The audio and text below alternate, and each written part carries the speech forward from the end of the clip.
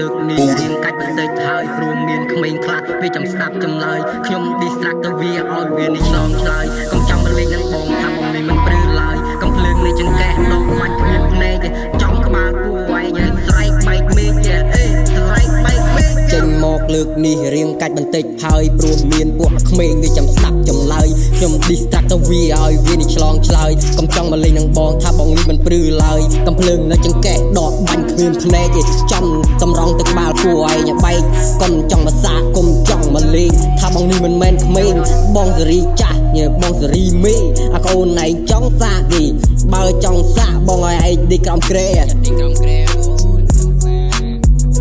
ត្តជាកូនប្រុសដើរលេងមិនខ្លាចអ្នកណាងើបដើរទៅមុខប្រឆាំងនឹងព្រេងវាសនាព្រោះរៀនបានតិចនៅក្នុងសាលាទើបប្រឹងតស៊ូនឹងព្រេងវាសនាចាយខ្ញុំកំសត់តែខ្ញុំមិនកំសត់ចិត្តខ្ញុំមោះមុតនៅប្រឹងដើរទៅមុខដើរទៅមុខបាយសម្រុកពួកអាណាដែលវាបន្សក់ចាត់ទុកពួកវាជាសត្វសំណោពួកប្រចរិតស្រីសំដីស្រីនិយាយចេញមកអាលីអាលឿតដឹងឲ្យប្រយ័ត្នអង្វៃងាប់យកទៅកប់ដីជុកភ្នែកឯងរំដៅបិនចៃយកឲ្យទៅកប់ហើយជន់ក្បាលឲ្យផងដីពួកអាចៃចិត្តអញឡើងកម្ដៅ10000នងសាគ្មានអ្នកណាអាចមកខាត់បានឡើយបើថាក្ដៅហើយគ្មានអ្នកណាហ៊ានឡើយពួកក្មេងឯងក៏មកចង់លេងបើចង់ប៉ះបងអាចឲ្យឯងគេមិនមែនមួយផ្លែតប៉ុន្តែអូនឯងគេមួយជីវិតកុំឲ្យបងដើរផ្លូវចាស់ព្រោះថាផ្លូវលូវាសិតតែបន្លាសិតអំបៃជន់មុតជើងមុតឡើងឈឺចាប់អីលើបងចង់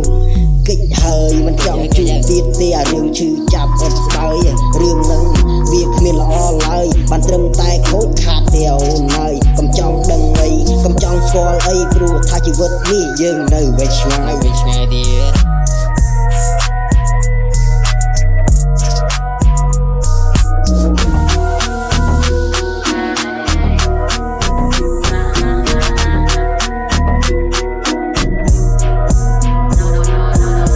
ចេញមកលើកនេះរៀងកាច់បន្តិចហើយព្រោះមានពួកក្មេងវាចាំស្ដាប់ចម្លើយខ្ញុំ distract ទៅវាឲ្យវានេះឆ្លងឆ្លើយកុំចង់មកលេងនឹងបងថាបងនេះមិនព្រឺឡើយកំភ្លើងនៅចង្កេះដកបាញ់គ្មានភ្នែកចំតម្រង់ទៅក្បាលគួរឯងបែកកុំចង់ភាសាកុំចង់មកលេងថាបងនេះមិនមែនក្មេងបងសេរីចាស់